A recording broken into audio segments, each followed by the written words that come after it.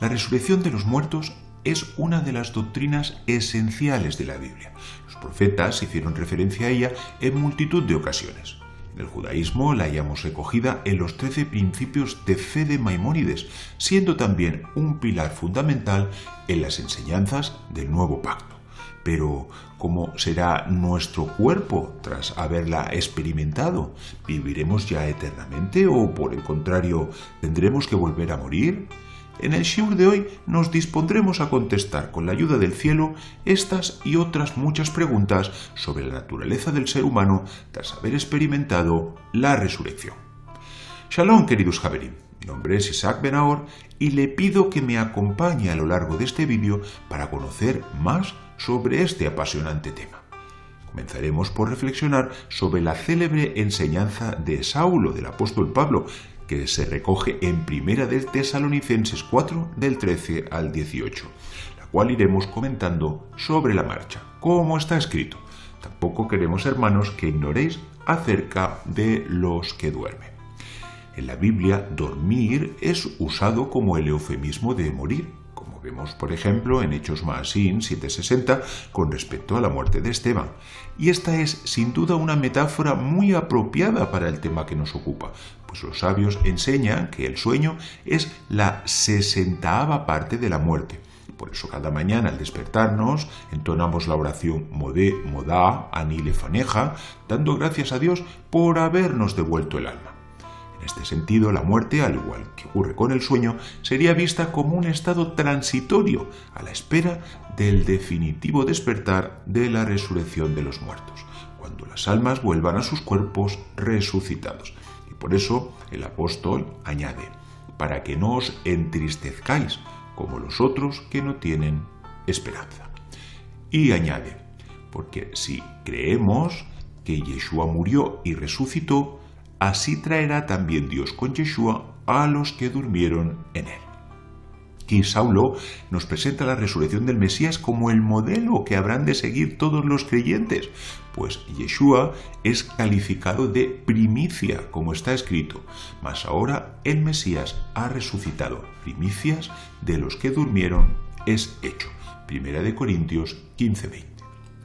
La Torá nos explica que la ofrenda de las primicias consistía en la presentación del Omer, una medida de cereal que era mecida por el sacerdote en el templo sagrado el segundo día de la Pascua, esto es, el 16 de Nisan, una acción que permitía el uso y el disfrute de la nueva cosecha del Hadash, y sobre esto puede leer Levítico Vaikra 23:9 y también 10 y 14.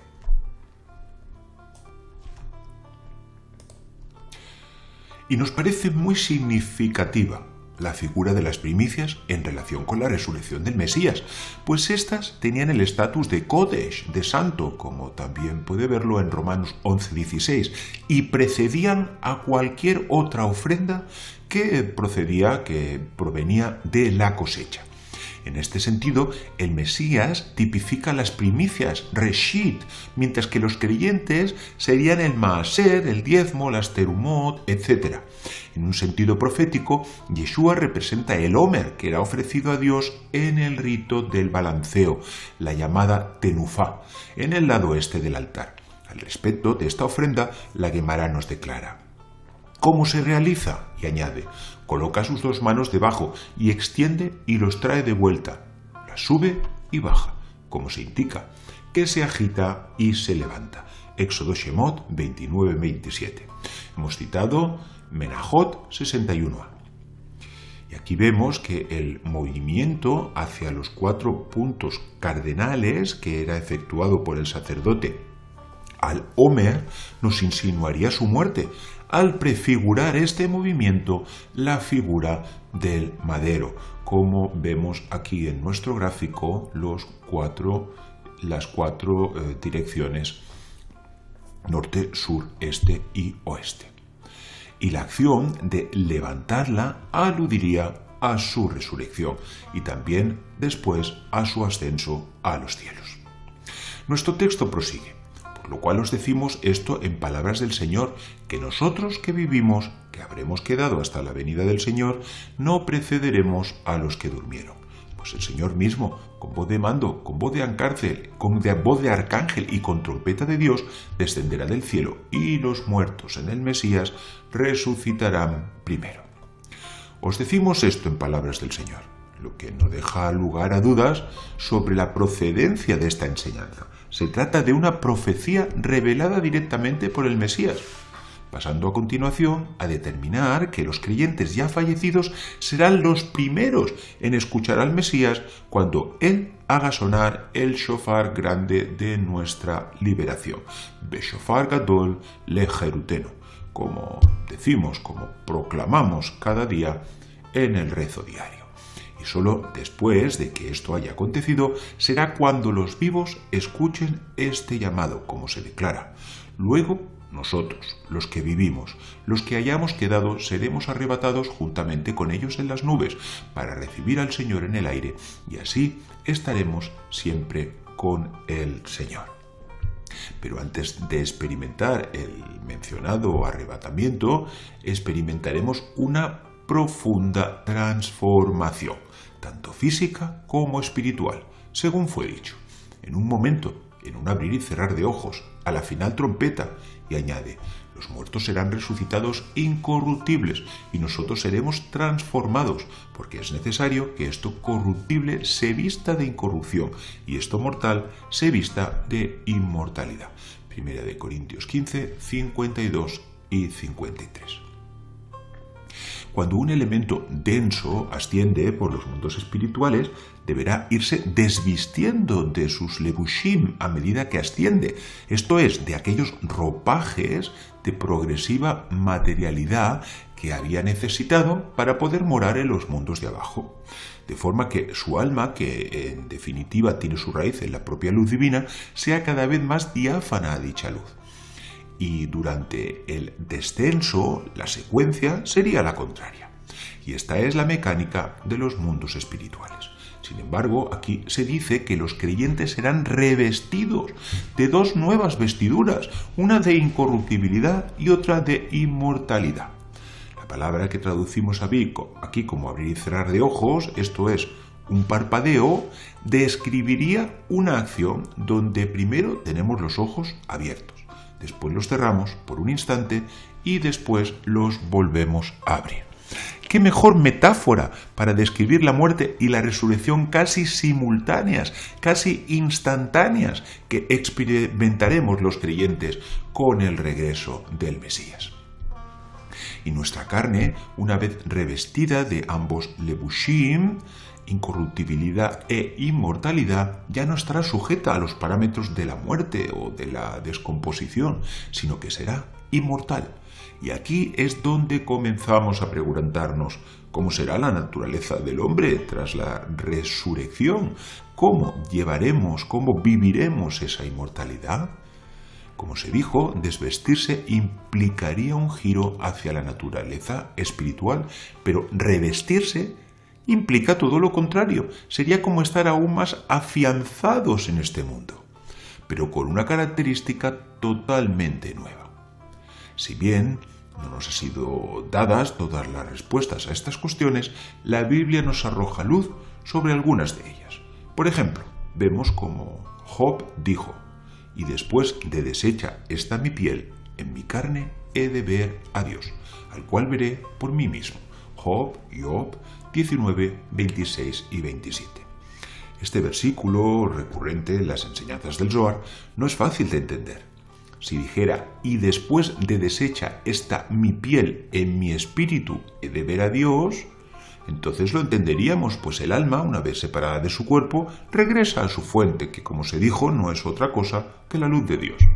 Pero, ¿qué significa en mi carne, mi besarí, he de ver a Dios? Lo que Job nos está diciendo es que primero su cuerpo sería deshecho por la corrupción, pero después resucitaría con otro cuerpo de carne, desde el cual podría tener percepción de divinidad. Y el rey David fue un poco más allá en estos conceptos, cuando dijo, en cuanto a mí, veré tu rostro en justicia, estaré satisfecho cuando despierte a tu semejanza. Temunateja. Salmos Teilim 17:15. El salmista nos comienza a dar pistas sobre cómo será nuestra naturaleza tras la resurrección, pues entendemos ciertos rasgos afines a la divinidad. La expresión hebrea temuná aparece a veces en la Biblia para designar objetos físicos, pero también es usada para hablar, como si esto fuera posible, de la apariencia de Dios. Por ejemplo, como leemos en el versículo: no así a mi siervo Moisés, que es fiel en toda mi casa.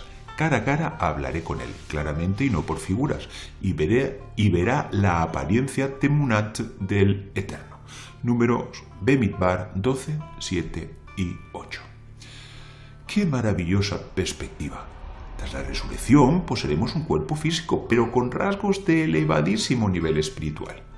Decíamos al principio de nuestro shiur que Yeshua constituía las primicias de una cosecha a la que también pertenecemos el resto de los creyentes, por lo que resulta obvio que nos sirve de modelo y referencia para atisbar estos grandes secretos. Veamos algunos ejemplos de ello a través de unos textos del Nuevo Pacto. Veamos el primer versículo. Pero después apareció en otra forma a dos de ellos, que iban camino yendo al campo. Marcos Tadai 16:12. ¿Qué significa en otra forma? ¿En otra apariencia? Pues lo cierto es que aquellos discípulos que habían tenido oportunidad de estar con el Maestro, y no solo de escuchar sus enseñanzas, sino de compartir vivencias con él, y que por supuesto pues sabrían distinguir sus rasgos físicos, no le conocieron. ¿Por qué? Porque Yeshua se reveló con otra apariencia física. Y este texto de Marcos Tadai es ampliado por el cronista Lucas Nakai, ¿no?